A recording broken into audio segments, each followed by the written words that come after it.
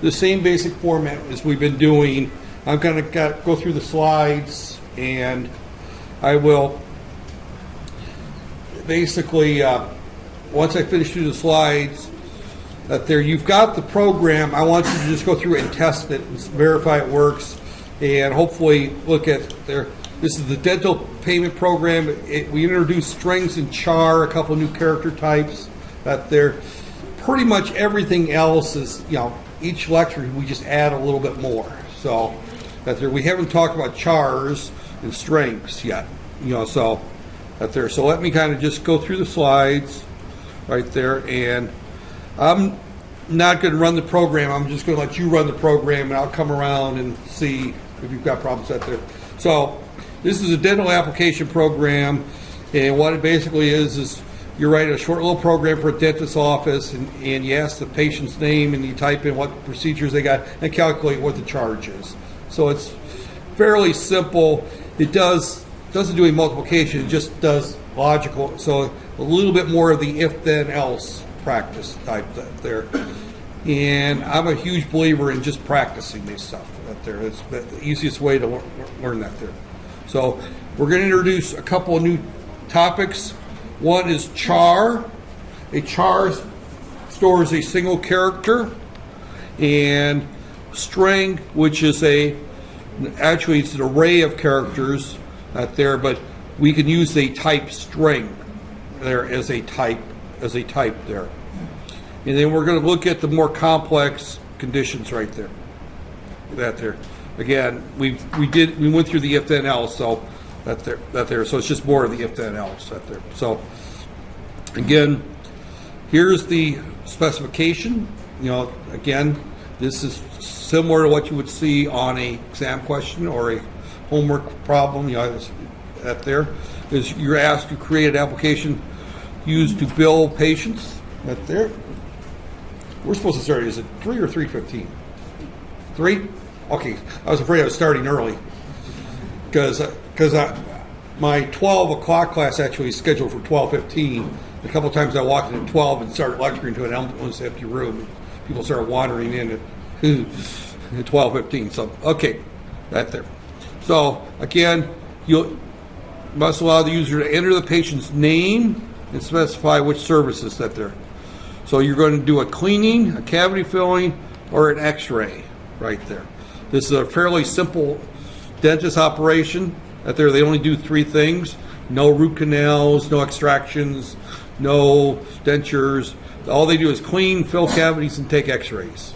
It's a low cost. Well, I should say low cost. These costs are pretty expensive if you look at Malaysian costs right there, because a cleaning costs $35. Multiply that by 4, and I don't know what you pay for a cleaning here. I had one. I think it was like 60 or 70 ringgit, something like that. That's sound about right for a teeth cleaning, right there. A cavity filling costs 150. I know that's high here because I think I did a cleaning and a cavity. It was like 120 ringgits or something like that there. And I did a root canal a week ago today, a week ago, and that was 700 ringgits for a root canal there. So a root canal costs as much as this dentist charges for a cavity filling right there. So, and $85 for an X-ray. So this is an expensive dentist. And incidentally, now you know why I moved to Malaysia to retire. Is that these are not expensive rates in the U.S. This is normal rates in the U.S. Matter of fact, these are copyright 2005, so these are probably 10-year-old rates in the U.S., so they're probably low there. So, again, if the user attempts to calculate the total of the bill without specifying services or entering the patient name, an error message will occur. So you're doing some error checking. So that's another thing that we're adding new today. So we're adding the error checking, and we're adding strings and characters right there. So this is what it's going to look like right there. Enter the patient's name. You must enter a name. If you don't enter a name, you just crash out and say, you must enter a name right there. So there's your error message, and you just use the output streaming in order to generate that there, and then you just exit the program if they don't enter the name. Otherwise, we entered Bob Bob Green. Did you do a cleaning? Yes or no? Did you do a filling? Yes or no? Did you do an x-ray? Yes or no? If you don't say yes to one of them, you crash out again. You just simply say error, you must let there, because if you didn't do one of those three things, then you can't charge them anything. So there. The other route is, yes, we did a filling, cleaning, and we did an x-ray, so we're going to charge the person $120 right there. Now, in this particular case, we're entering the name and we're making sure the name's there, but we don't use it for anything. Yeah, so in this particular case, the only reason we're putting the name in is just to learn how to put the name in. Right there. So you could do a stream out at there in order to show the name that there. Bob, the bill for the total for Bob Green is. You can add that to it out there, but it's not part of this application. So it's a fairly simple application. Again, these applications are meant to be something that you can do in 30, 40 minutes here in class out there. They're not supposed to be involved projects. We'll get to some of those. Don't worry. Out there, where I give an assignment, pass it out, and I sit up here and surf the internet while you work on the homework right there. Out there. So, okay, this is the pseudocode for it. First off, we get the name. If they have not got the name, we display an error message right there. If they did display the name, and of course after this there would be an exit right there, but the exit comes after that, then we prompt for that there. If we have not selected any services, we display the second error message right there. So again, we're seeing this if then else type structure right there. So, and you can see the indenting that is occurring is first off that there. So if we don't display a name, we don't go on and do the next thing. We just bail out right there. If we display the name, but we don't select any services, we bail out again. Otherwise, if the cleaning was selected, we add the cost. We add there, and then we display the total cost. And that's our entire program. It looks very much like that there. Now the code is a little bit different. All right, getting back to and notice the way that this is, char is the type. They just put that S there to say that, the plural that there. It contains a single character. It's an 8-bit variable. You can use it for integers. However, if you display something as a type char, it'll display as a character.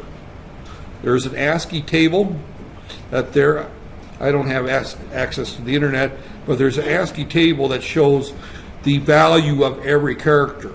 Now remember that the number 1 as a char is not equal to 1 right there. That is the case right there. So if I had internet on this here, and I think I checked multiple times and that cable doesn't work.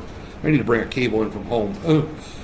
Half the cables I grab here never work that there, so I've got some cables that there. But according to the ASCII character set, and you don't need to know the ASCII character set.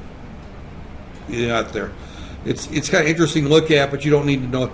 The only thing that you need to know about the ASCII character set is that A through Z, uppercase, are all in a row. 0 through 9 are all in a row. And lowercase a through lowercase z are all in a row right there. That's all you really need to know, is that these are all in sequential order. So we start off, I think uppercase A is 92 or something, B is 93, and I don't know if those are the right numbers right there. I have not memorized the ASCII table that there. Nor is there any need to memorize the ASCII table. I think uppercase A is like 65, B is 66, like that. They're all in a sequential order right there. And that's important if you're doing sorting that there. So that there. String is an array of characters. Actually, back in the old days, we used to not have the type string. We used to have a type called char, and we would use an array of characters right there. Now we can use strings right there, and a string is actually stored as an array of characters right there. The only thing is that the last character of the string is always the null character, which is 0. That indicates the end of the string right there. But for programming purposes, life is much easier to just work with strings right there. You know, that they're, the only time you get into something different is if you want to say check for palindromes or check for things like that, and then you might, sometimes easier if you use an array of characters, but most of the time we can just use strings today right there. So before you use the string, remember that we've got, the first time we have to use IO stream in order to use the CIN and COUT right there. Then last week we had to add the IO manipulator right there. Now we have to add the string functionality that there. So again, we still use the using namespace standard right there. So those 4 lines have to be at the top of your code right there. Right there.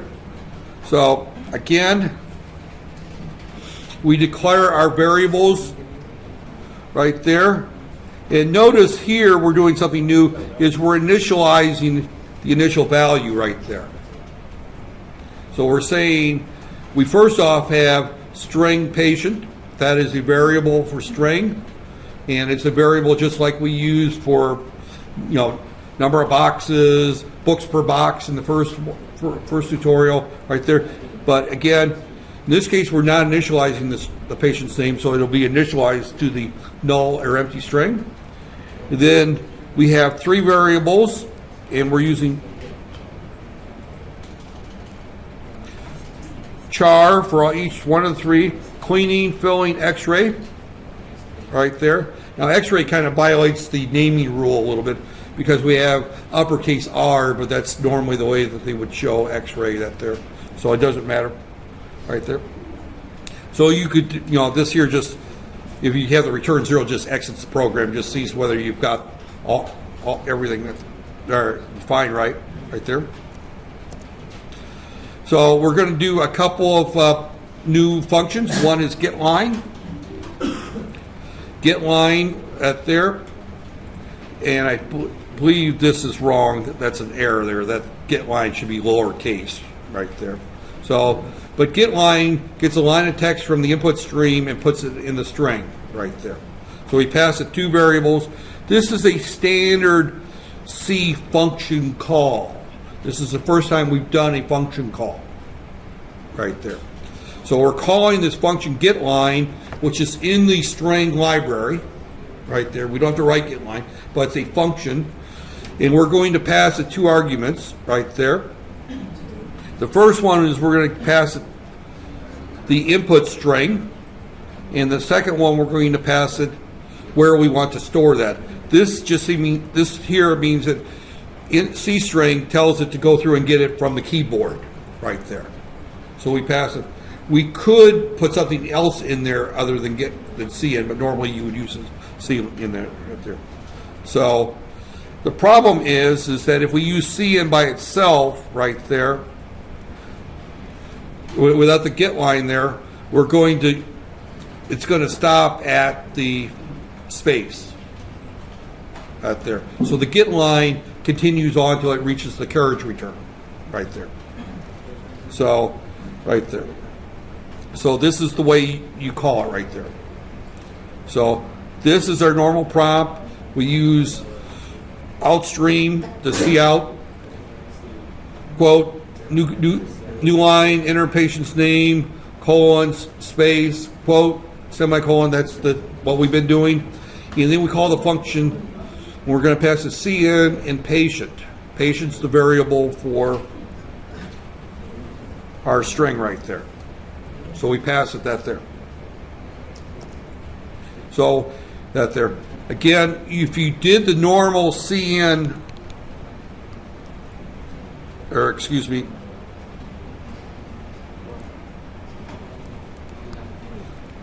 I always do that right there. See how patient right there like that, this will stop at the space bar. That's why we have to use the function getLine right there. So getLine, and notice that it is lowercase. So that's our first function call. Whenever we call a function, we have the function name, and then inside parentheses, all the variables we're passing to the function right there. So strings are always passed by reference, so we don't have to get into passing by value and passing by reference yet. So we can just say patient that there. So that's the first part of our pseudocode right there, is that we prompt for and input a patient's name right there. That's these two lines that we did right here. Now we go through and we ask. Here we can use our normal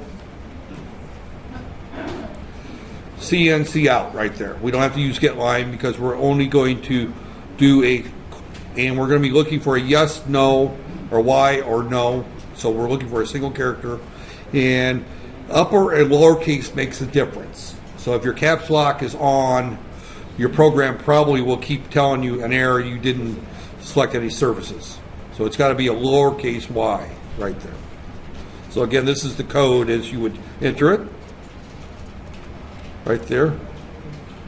So again, we would have, again, at there, double. We did something completely different here. I don't like doing this, but the author of the book did it, so I'll just kind of explain what he did. He declared a variable called total halfway through the code. I normally declare all my variables at the top. There's nothing in C that says that you have to do that right there. Because if you look at the top of the program right here, here's where I declared here's where all the other variables are declared. Normally you would put double right here, and then you could, and total equals 0.0 right there. You know, you can put it there. That's where I would normally put it. He opts to put it right there. So it's just, you know, and it's because I'm old-fashioned. The old computer programs, Pascal, Fortran, all those require that you declare all variables before any executable statements. That they're C allow people to be a little sloppier, and as you're writing your code, I need a new variable, and declare it right there on the spot, and initialize it right there on the spot. So you're allowed to do this. I'm not going to say there's anything wrong with it. I just typically don't do it because I learned the program when you couldn't do it that way. So that there. The only problem is that you might lose track of variable names that there. If you declare them all at the top, you don't reuse a variable name right there. Sometimes you pick a variable name for one spot, and then you need another variable later on, and you redeclare it a second time, and you use the same name instead of a new name. The compiler catches that about 99% of the time, since you've redeclared the same variable type that there. But that there. So you run that there. Again, what we've got here is 3 if statements, 1, 2, and 3. And we're going to say if patient had a cleaning, if yes, add 5 to the total. Again, he's using the shorthand plus equal. Total plus equal is that there. If he had a filling, add at 150. He had an X-ray, add 85. Right there. Right there. And then we just display our output right there, and notice that we use the set precision again, the 2, right there. And then we just display that there, right there. Now, he did not show in here the error checking to see whether or not they didn't select anything. So that will show up like this, and if they hit no, no, no, right there, it's just going to come back with 0, 0, 0.0 right there. So that doesn't, that there. So this didn't check for the name, this didn't check that there. So that's the shell of the program without error checking. Now we want to check make sure the name is there and at least one service is picked. So right there. This is, again, if you put a Y in there, right there. Again, it's not checking for the name. So here's the way we check to see if no name. We look at something called the dot size. Dot size is a parameter of the type string, and it's a property of type string. String is a class. A class has various properties. I'm going to go off on a tangent here for a second and talk about classes and what's meant by a class, because this is as good as any place to talk about it right there. When we look at a class, that is of something of a particular type right there. And one way to look at it is, let's look at an automobile. Right? Everyone knows what an automobile looks like, right? An automobile has certain properties to it. So an automobile will have a color right there. I'll use the Malaysian version of color. It will have number of doors. It can be a 4-door, a 3-door, or 2-door right there. It can have a type, which is going to be van, truck, or car. Sedan, I guess, is a sedan or something like that. I don't know what the type is there. It can have a manufacturer right there, which could be Proton, Nissan, Chevrolet, like that. And these are all various properties of the class automobile right there.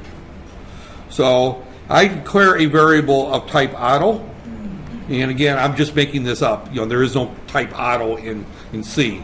But if we have a type auto right there, and I'm going to call it my car right there. Right there. And I can say my car dot color is equal to purple. Right there. I can say my car dot type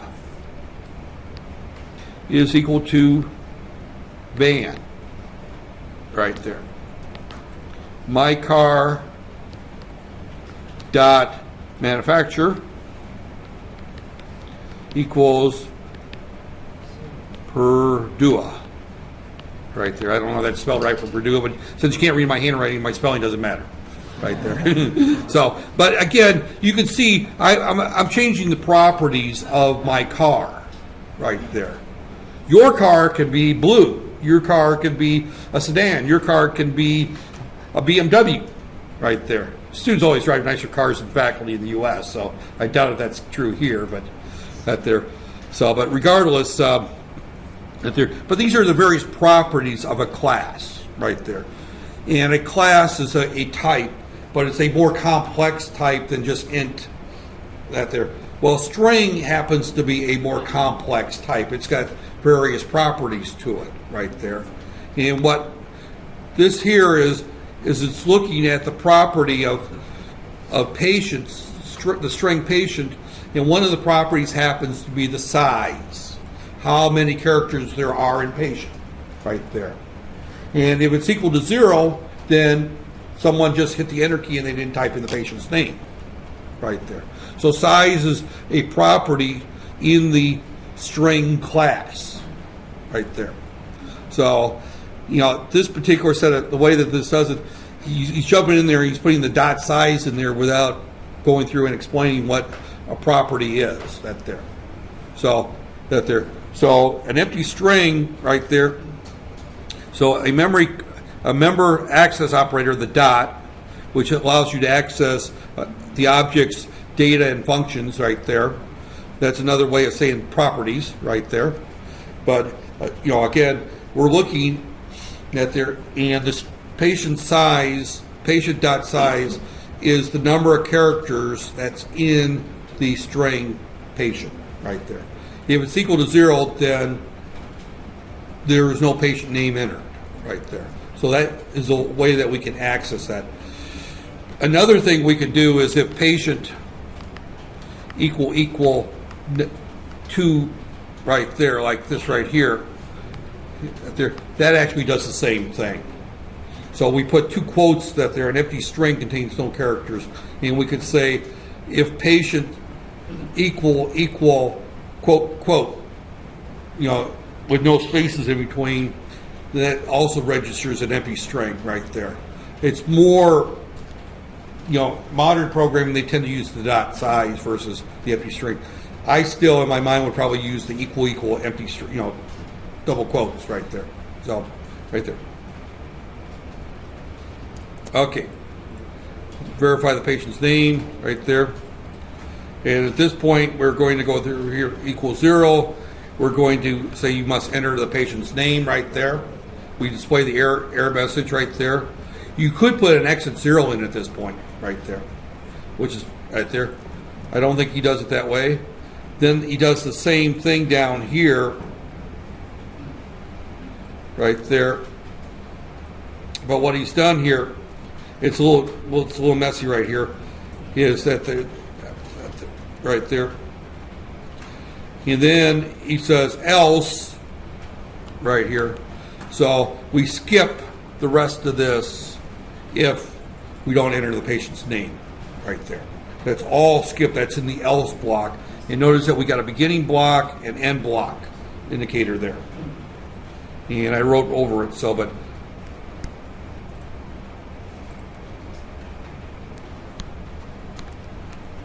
no. I need to erase that first. And you can see there's our begin block right there. And there's our end block. And notice that everything in between that begin and end is indented there. So that you can see that begin and end easily. Just like here, I've indented everything. Again, we have that there. Again, we could leave the brackets out on this first one since there's only one statement there. But if you're gonna make a block for one, I almost always make a block for the other, right there. So that there. So again, that's how we handle the name. How we handle that there. That there, you must enter a name. You see, and it just quits right there. You never ask for the services because we didn't enter the name right there. So this program will work this way at this point, right there. And then the last one right here is we're going to go through here, and this goes through, it talks about the AND operator, which is and, so we can make our statement more complex right there. We also have the OR operator, which is two, you know, that there, and where's that on my keyboard? I keep, I don't even see, oh, it's on the, up above the enter sign that there, uppercase that there. This is the two single bracket there, and this is allowed to use and or right there. So again, what we're going to do is we can, you know, the not equal we talked about last time that there. But here we've done is if cleaning is equal to not equal to yes, filling is not equal to S or Y, and X-ray is not equal to Y. If all three of those are equal to no, right there, then we don't display the output right there. Right there. So we're putting another else in there. Right there. Right there. So this is just checking to see, make sure that at least one of those is equal to Y. You could do this is if, and I'm not going to fill it, but cleaning equal,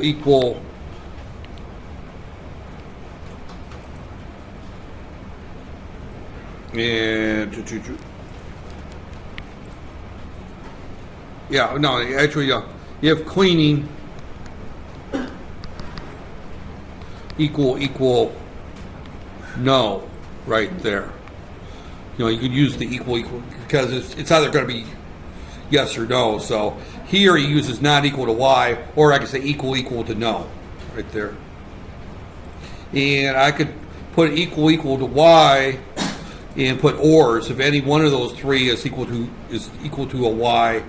So there's 3 or 4 different ways we could write this statement. It'll function exactly the same. You can say if cleaning not equal to y and filling not equal to y and x-ray not equal to y, then display error message.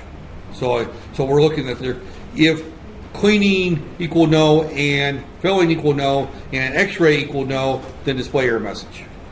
If cleaning equal y or filling equal y or x-ray equal y, then don't, actually we're looking at there, then that there you'd have to put the exclamation mark in front of all of them right there, which you could do that there. So there's 2 or 3 different ways of doing it that there. So we add in right here, we put this in here, we're adding another if else there. So now otherwise we do the calculation right there. So what we're basically doing is that here we're adding an if then else right there. Else do the calculation. And this is the entire code. And again, you should have that on your Facebook, I posted it up on Facebook, I think, these slides, so you have that there. But that's the entire lecture for my discussion right there. So, I'm going to stop the recording at this point. Only a half hour. That gives you a good hour to finish this there. And I think that there, as I said, I'm going to start picking them up. These tutorials are actually a little too short for our 2-hour lecture times out there. So I'm going to be making them a little bit more complicated right there. But I'm going to stop at this point.